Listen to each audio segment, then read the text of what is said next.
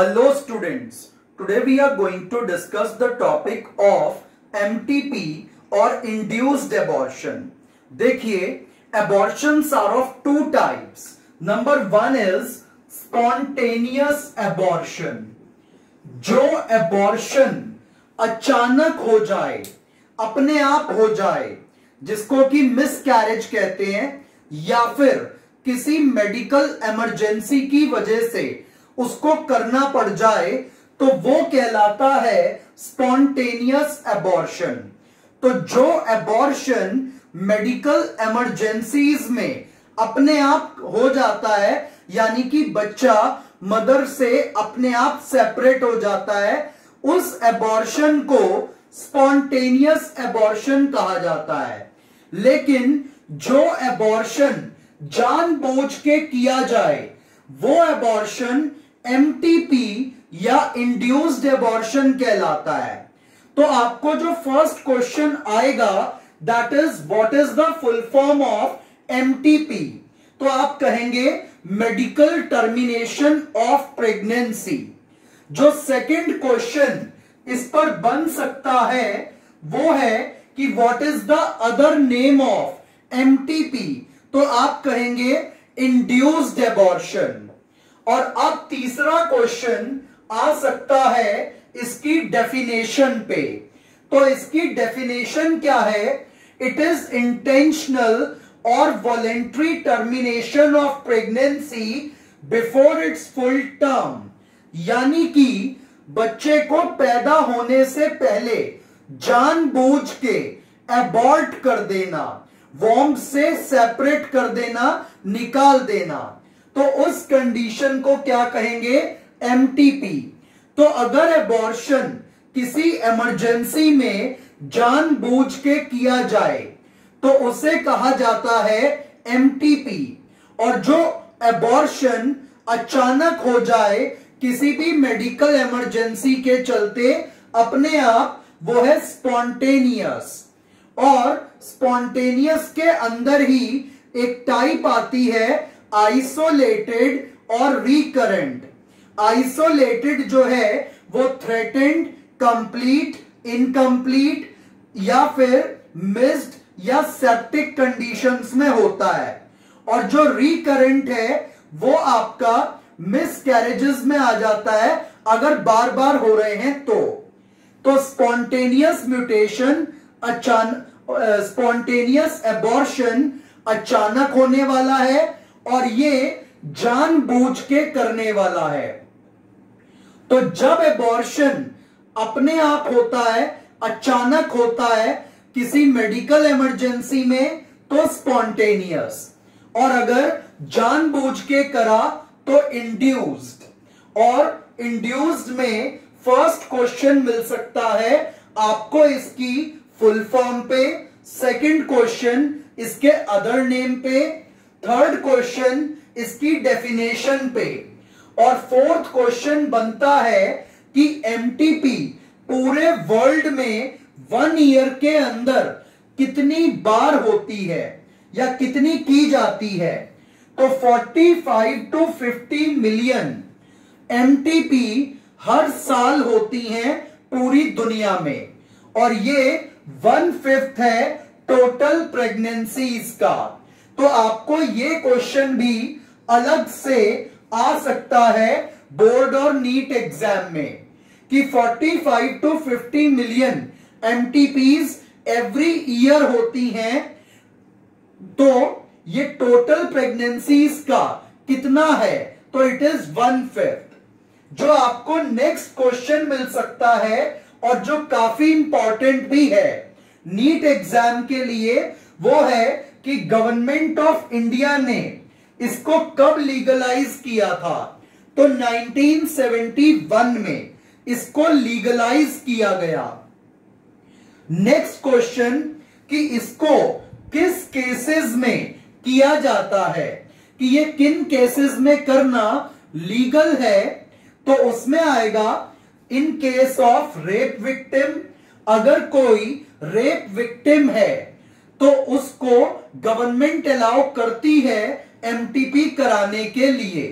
Second case आता है in case कोई अप्रूव्ड कॉन्ट्रासेप्टिव फेल हो जाए, कि किसी फीमेल ने आईयूडी लगवा रखी है या ट्यूबेक्टॉमी करवा रखी है और इस टाइप या इम्प्लांट लगवाए हुए हैं, और अगर वो फेल हो जाएं तो उस केस में भी गवर्नमेंट अलाउ करती है एमटीपी करवाना।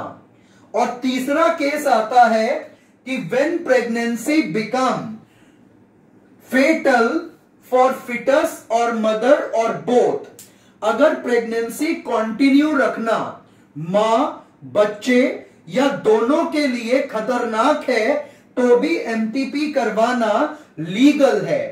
तो ये क्वेश्चन आपको 3 मार्क्स की रेंज में जा सकता है कि ऐसी 3 कंडीशंस बताइए जब एमटीपी करवाना, एबॉर्शन करवाना लीगल है। तो आएगा रेप विक्टिम के केस में, कॉन्ट्रासेप्टिव फेल होने के केस में, और तीसरा जब प्रेगनेंसी कंटिन्यू करना मां और बच्चे दोनों के लिए रिस्की हो जाए। और लास्ट क्वेश्चन जो इस पर बन सकता है वो ये है कि एमटीपी कब तक सेफ है। तो MTP is safe up to first trimester और 12 वीक्स। तो पहले 3 महीने, ट्राइमेस्टर मींस 3 मंथ्स, तो पहले 3 महीनों में एबॉर्शन करवाना ये थोड़ा सा रिस्की नहीं रहता, लेकिन अगर इसके बाद करवाया जाए तो वो बहुत रिस्की हो जाएगा। तो हमारे पास टोटल 8 क्वेश्चंस इस टॉपिक पर बनते हैं, और इसमें से कि इसको लीगलाइज कब किया था, ये क्वेश्चन नीट में 2013 के अंदर देखा गया था। और ये कब तक सेफ होता है, 12 वीक्स और फर्स्ट ट्राइमेस्टर तक, ये क्वेश्चन 2011 के पेपर में था। और उससे पहले 2008 में भी एमटीपी पर क्वेश्चन आया है। तो ये पिछले 10-15 सालों में 3 से 4 बार रिपीटेड क्वेश्चन है, और बोर्ड एग्जाम्स के लिए भी ये काफी इंपॉर्टेंट टॉपिक है। तो इसमें टोटल 8 क्वेश्चंस बनते हैं। फर्स्ट क्वेश्चन की फुल फॉर्म क्या है एमटीपी की, दूसरा इसका second name, third question definition, fourth question कि कितनी एमटीपी पूरे वर्ल्ड में 1 साल में करी जाती हैं, फिफ्थ क्वेश्चन कि ये टोटल प्रेगनेंसीज का कितना है, 1/5, सिक्स्थ क्वेश्चन कि इसको गवर्नमेंट ऑफ इंडिया ने कब लीगलाइज करा, 1971, and it is most important question. Then question number 7 कि इसको किस केसेस में किया जाता है, एंड क्वेश्चन नंबर 8 ये टेक्निक कब कितने टाइम पीरियड तक करवानी सेफ है। अब इस बात पर चलते हैं कि आखिर ये टेक्निक यानी कि एबॉर्शन किया कैसे जाता है।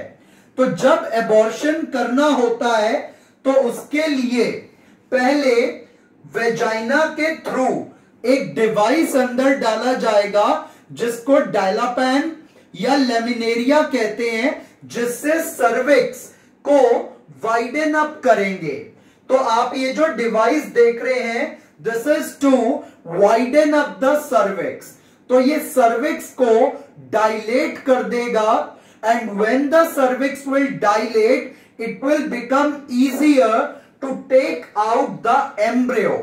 और फिर क्या होगा, डॉक्टर के पास एक स्टिक होती है जिसको क्यूरेट कहा जाता है, और क्यूरेट से पहले बेबी को स्क्रैप करके मदर से अलग करेंगे, और फिर सक्शन पंप से उसे निकाल लिया जाएगा।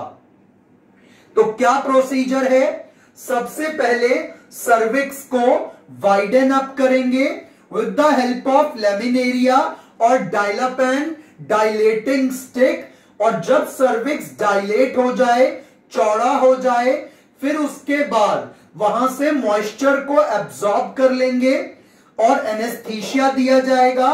फिर उसके बाद बच्चे को स्क्रैप करके with the help of curate निकाल लिया जाएगा और फिर उसको सक्शन से बाहर निकाल लेंगे। तो पहले क्या करना है, सर्विक्स को वाइडन अप करना है, उसके बाद यहां पर जो एक्स्ट्रा मॉइस्चर है उसे एब्जॉर्ब कर लेंगे, फिर उसके बाद बच्चे को स्क्रैप करेंगे विद क्यूरेट और स्क्रैप करने के बाद with the help of suction बच्चा, प्लेसेंटा, वो सब चीजें निकाल ली जाएंगी और इसमें कोई ऑपरेशन नहीं हुआ।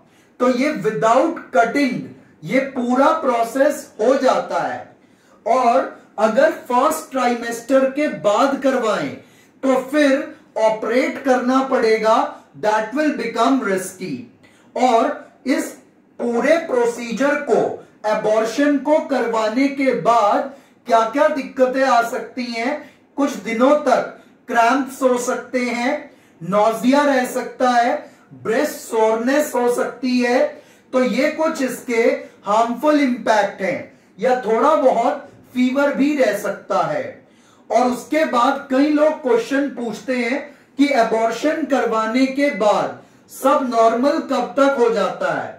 तो 4 to 8 वीक्स में, यानी कि 1 से 2 महीने में ये सारा प्रोसेस नॉर्मल हो जाएगा। So this was all about the process of MTP। Thank you.